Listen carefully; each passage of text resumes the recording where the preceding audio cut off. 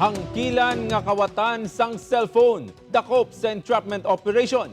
Suspect nag-text pa sa biktima nga gawaro ng cellphone. Si Darren Marie Sarmiento nakatutok, exclusive.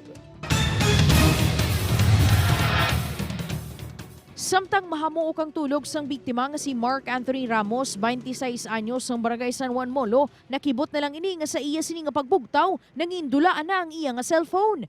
Apang ang hangkilan nga kawatan, nagsala sang diskarte sa iya nga biktima. Naka-receive sa text nga halin sa cellphone niya mismo nga ginapagawad na ang cellphone niya balor 2,000 pesos.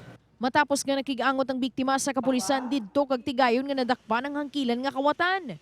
Nagsubtanay sila nga mamit sa barangay poblasyon sa tubang patio nga para magdawanay sa cellphone.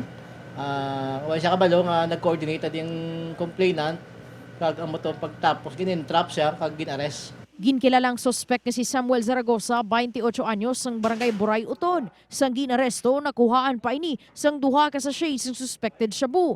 Preso karon sa Molo Police Station si Zaragoza.